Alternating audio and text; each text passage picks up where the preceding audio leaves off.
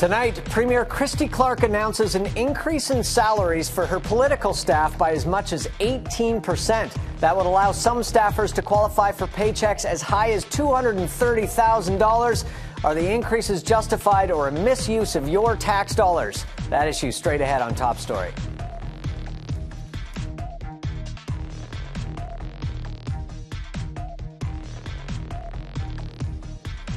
Good evening and welcome to Top Story. I'm Michael Eckford. Just days after announcing her cabinet and being sworn into the legislature, Premier Christy Clark is increasing the salaries for top Liberal staff. Topping the list is Clark's chief of staff, who after an 18% increase can make up to $230,000. That means the Premier's deputy chief of staff will make more than the U.S. President Obama's chief of staff. Here's a look at some of the numbers. Ministerial aides are being reclassified as chiefs of staff, and their pay is being bumped from $95,000 to $105,000. The maximum salary for the Premier's deputy chief of staff is getting a bump from $90,000. Michelle Cadario will now make up to $230,000. That's the same maximum salary as the chief of staff, who used to top out at $195,000. The Canadian Taxpayers Federation says these raises are out of line, while the Premier says the reports aren't exactly accurate. To the Alberta chief of staff, who makes about $185,000 a year. When you compare it to President Obama's chief of staff, who makes $175,000 a year, clearly paying $230,000 is too much. Does a great job. He doesn't take vacation pay or anything like that. But those reports about him having a raise in his salary are just incorrect. And here's what I said to people. We are not going to grow government. We are not going to grow government's budgets. We are going to constrain government spending. And the way we've done that with the public sector is for zeros all across the board, just in terms of the amount of money taxpayers have to put into it. Clark also says voters need to look at salaries within the context of the staff budget picture. The overall drop in staff budget spending is expected to top out at 0.005%. That means while government salaries are increasing, overall spending in that department is expected to drop. Does that drop justify the sharp increases in salaries? For more, we're joined on the line from Montreal by Dermot Travis. He is Executive Director for Integrity BC. Dermot, thank you for joining us. My pleasure, Mike. First of all, your general reaction to this announcement in the salary increases for staff members? General reaction, the most boneheaded, tone-deaf decision a government could ever make. Politics, obviously, about optics, and the interesting side of this is the staff budget as an entirety, so all the money going towards staff, isn't increasing a lot. So what is it about this specifically that you don't like? Well, it isn't increasing a lot in terms of the budget that they've tabled. What we haven't seen yet are the public accounts, which will come out sometime next summer, to see what they've actually spent versus what they promised during the election to spend. And when you talk about staff budgets, you're not talking about contract fees that you may pay outside contractors to do the work of potentially staff people had you not hired staff people for those jobs. You're also looking at the fact that the Premier's office has incredible resources that are available to her, which are not part of her budget. For instance, the Government Communications and Public Engagement Department. So I really don't buy the Premier's attempt to try to spin this into the back rooms of politics this week. She promised, when she unveiled her new cabinet last week, fresh perspectives. And if this is the type of fresh perspectives British Columbians can look forward to over the next 4 years, I think there's going to be a lot of British Columbians holding on to their wallets real tight.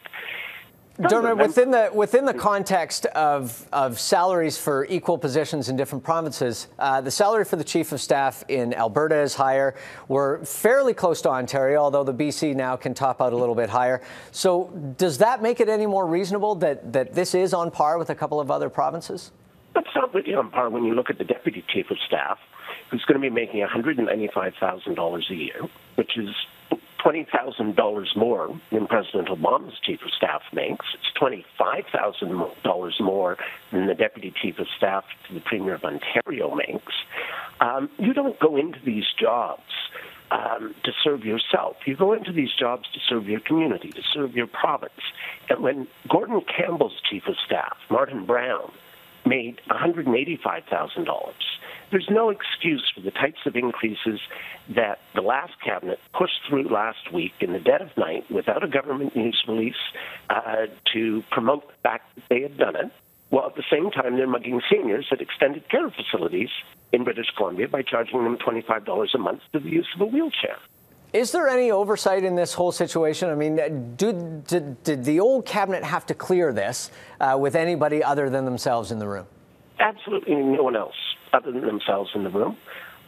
This is clearly, in the case of the Deputy Chief of Staff, a payoff. This is a political pal coming in to take the job. She's seeing a salary increase of roughly $50,000, just a salary increase of $50,000. There's many of your viewers tonight who don't even make $50,000 a year. For somebody earning the minimum wage, they'd have to work 96 hours a week for 52 weeks of the year just to gross what she's getting as an increase in the Deputy Chief of Staff salary. British Columbians are astute. They recognize that this is not the type of restraint that the Premier promised only weeks ago before May 14th. Dermot, when I was looking into this story, I came across some of the salary figures for civic officials in equal roles, and people will be scandalized by some of these. Chief Administrative Officer of Richmond made $267,000 in 2010-11. Penny Ballum, Vancouver City Manager, made $324,000. Should people be outraged by this just as a general abuse of the public funds? People should be outraged about this, and not only as an abuse of the public funds, but the individuals you just mentioned have seen their salaries go up anywhere between 5 and 12% a year, depending upon the city. And as we've seen this week with the province, 18%. These are far in excess of cost of living increases.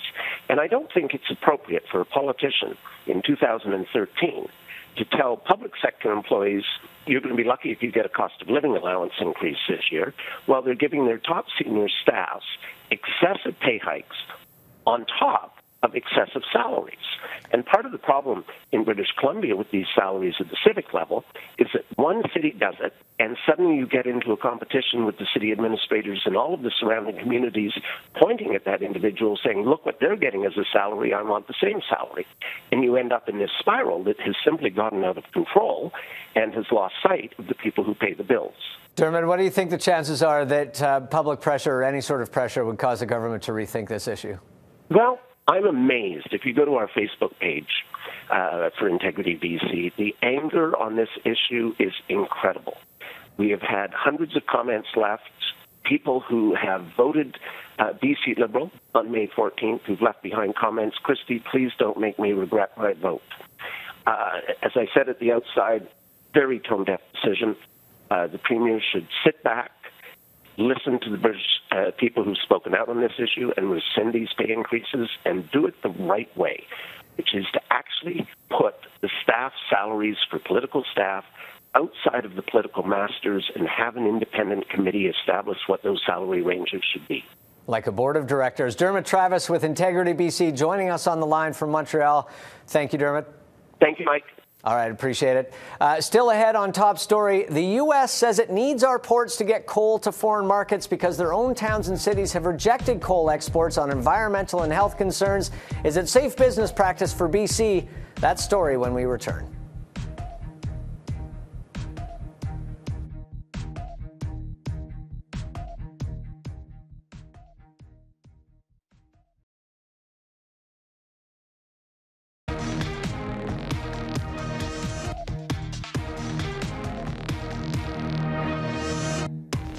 Our second story tonight, the push by the U.S. to export its coal through BC ports. U.S. coastal cities have rejected coal exports from their own ports. Should BC follow suit? That issue straight ahead on Top Story. Welcome back. It was announced today that the governor of Wyoming is in BC for some high-level talks about exporting his state's coal from our ports. The announcement comes on the same day a public forum will be held to discuss the increase of coal imports and exports through the Lower Mainland and the environmental and health risks associated with that export. On Friday, a delegation will appear before the board of Metro Vancouver, urging them to adopt a resolution against the increase of coal exports from the area. For more on this, we're joined by Eoin Madden. He is the climate change campaigner for the Wilderness Committee.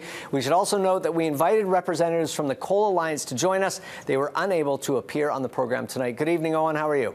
Hi, Michael. How you doing? Good. Owen, first question. BC is already a major exporter of coal through a variety of ports on the BC coast. Why is this in particular an issue with you? Oh, well, Michael, this is a very different type of coal to what we've already been exporting from BC. This is coal that's used in the generation of energy. We've always exported metallurgic coal. So the effects on our climate is enhanced with this type of coal. It is a new surge. There was never the large amounts of this stuff coming through our ports until quite recently. Suddenly now it's spiked to 9 million from very little back in 2007. That's a 9 million tons figure. So yeah, it's a new change. It's a case of an industry that's been pushed out of the US, targeting us here in the Lower Mainland because our environmental laws are just lax. They're not strong enough. Okay, Owen, let's talk about the types of coal a little bit and why this is a concern. Metallurgical coal you talked about. This is thermal coal we're discussing in this port expansion? Absolutely, yeah. So we've had this confirmed by Fraser Surrey Docks. This is coal that comes from the Powder River Basin in the central US. And it's been rejected up along the coast because nobody wants it passing through their communities for the health impacts and for the climate impacts. And of course, the reason it's coming to the coast is that the way it was always used before in the US was for energy generation.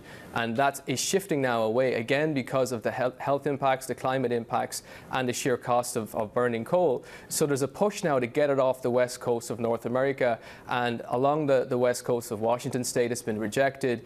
But these big corporations, they found out that here in the Lower Mainland, we're just not protected well enough by our environmental laws.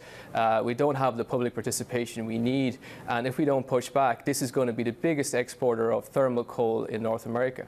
Now, is it the health concerns that you take issue with, or is it just the export of coal in general? Well, I mean, the export of coal, it could be any commodity until you look at the effect that this has on us. You know, there's no other commodity that has such a health impact. The health impact is enhanced, of course, by the climate impact that it has on us here locally. For instance, the Delta region is so low-lying that it's very susceptible to an increase in sea levels, and that's going to be brought to us by climate change. It is the main driver of climate change. It's got to be stopped. It's different to any other commodity that comes through this port, and we recognize this is a port city. We absolutely support trade, but we know from gauging our members, our 30,000 members, they're scared of this, and we have to represent those fears. We have to get out there and say this has got to stop. But what is that fear based on? I guess that's what I'm curious about. I mean, the Port of Vancouver put together a study where they talked about the health hazards from dust migration from coal, and they feel like they have a way to mitigate those concerns. Yeah, well, I mean, the position the port is taking is one that's separate to any sort of input from local physicians here. We are looking for a health impact assessment from all of this, and it's warranted because the amount of coal dust that escapes from just one of these trains is enormous, even with the best technology they have. For instance, in one journey from the Powder River Basin to the Lower Mainland, you're talking about at least 12,000 pounds of coal dust, which, you know, has been directly affiliated with emphysema, black lung, very, very serious health impacts. And then, of course, the burning of coal wherever else it is in the world, it comes back to us in the shape of pollution and in the shape of climate change. So overall, it's a dirty, old product that needs to not be here. Owen, thank you very much. That is Eoin Madden with the Wilderness Committee joining us from our downtown Vancouver studio. Thank you. Thank you, Mike. Still ahead on Top Story, we're heading into graduation season. That usually means an increase in teen drinking. Why Vancouver Coastal Health is urging parents to think before they let teens drink when we return.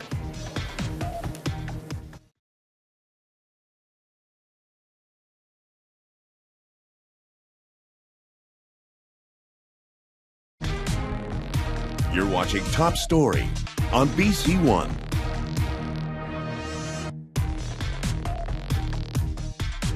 For thousands of teens, high school graduation marks a symbolic rite of passage into adulthood. It can be a time filled with family get-togethers, parties, and inevitably alcohol. But while some adults think the idea of supervised drinking is the safest way to protect teens from the harms of drinking, Vancouver Coastal Health is asking parents to think again. For more on this, we're joined in studio by Carrie Watt. She is alcohol and drug consultant for Vancouver Coastal Health, and by Christian Olson. He has a very personal story he'd like to share with his fellow teens. Hi, guys. How are you? Good, thank you. Carrie, first of all, let's talk about this. This is not a new campaign for Vancouver Coastal Health. You guys have done what old people would call the anti-bootlegging campaign campaign. Young people call the what, Kristen? The anti-running? I guess so, yeah. Anti-running campaign for a few years. Why this year has it gained so much traction? I think that this year in particular, it was the release of the Canadian Medical Association Journal report on the binge drinking in young women. And, you know, I think that we're seeing such an increase in the rates of binge drinking for young women, that the alarms really started to sound. And how common is this concept of supervised drinking? I mean, it certainly wasn't around when I was a kid or when I was this age, but has this become more common for people?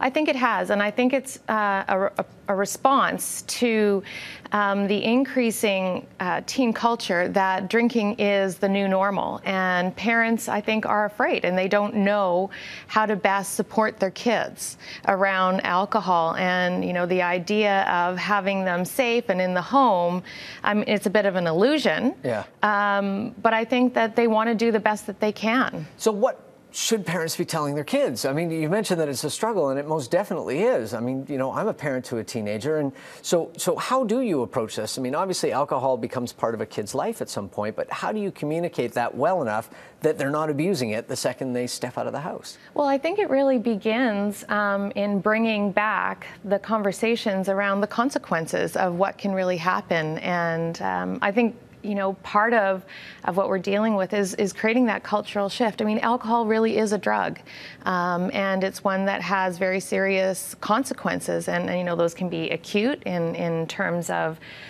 illness and accident, and you know, and they can be longer term in terms of how it affects their ability to learn and their memory. And you know, this is a tremendous time of cognitive development, and alcohol does have a significant impact on that development. Okay, Kristen, let's turn to you and tell us your story a little bit. I don't know whether the term recovering alcoholic is fair to use with you. That's definitely the term I would use for sure.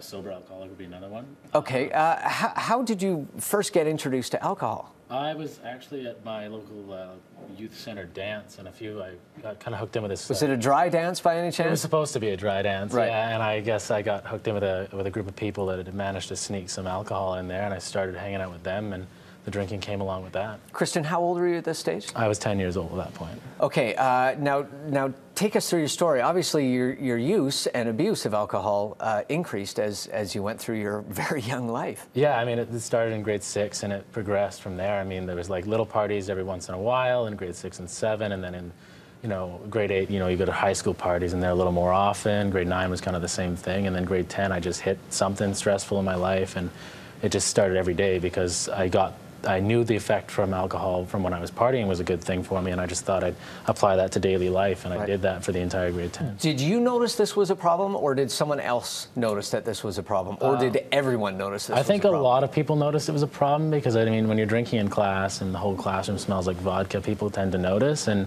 I had a lot of people come up to me and be like, you know, your drinking's kind of getting out of control here. What are you doing? What's going on, right?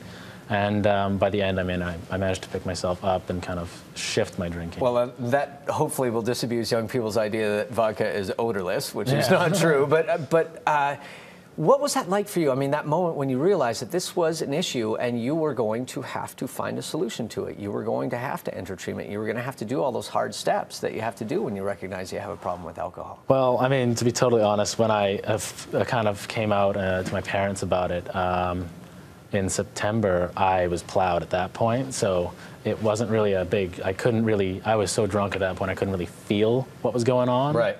But it was definitely after the fact when I kind of sobered up the next morning. It was very shocking. It was like, wow, this is like my new life, right? So now you've made this decision, which is exceedingly brave of you, to step forward in the media, you know, with Vancouver Coastal Health and with Carrie and with her team, and talk about this. What's the feedback you're getting now that you're going out in public and saying, look, this is who I am, this is what I've struggled with, this is what I need to warn people about?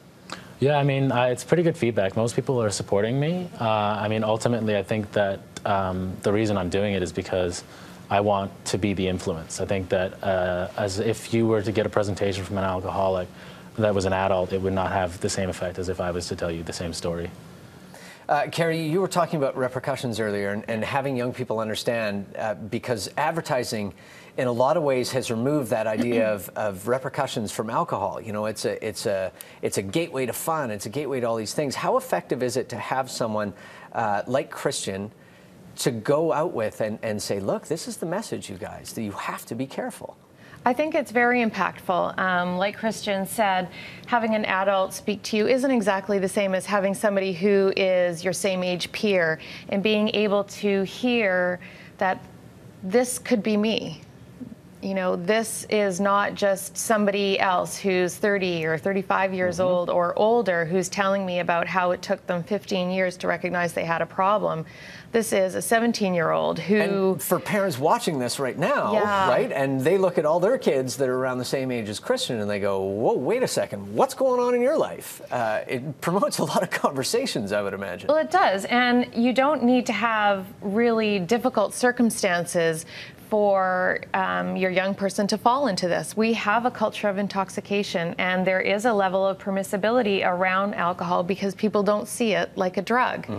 And you know, we know from the statistics that we've been able to capture that just, you know, on the North Shore, for example, you know, 9 times the number of kids come in for alcohol-related you know, illness into the ER than do for drugs, you know? I mean, we're talking... Alcohol overdose and all those typical things. Absolutely, and alcohol poisoning. We were talking about anti-bootlegging or anti-running, and Kristen, was that part of your life? Did you have adults or people of age that were getting you access to alcohol and buying alcohol for you? Yeah, I mean, I had a lot of friends that were 19 in high school, and I kind of compiled a massive list, basically, of people that I can go to a run, so I was never without.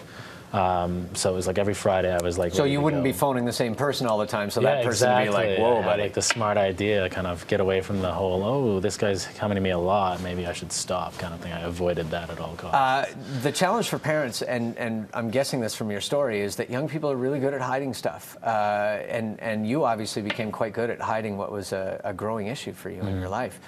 Any advice for people about how to talk to their kids from your perspective? Oh, God, I mean...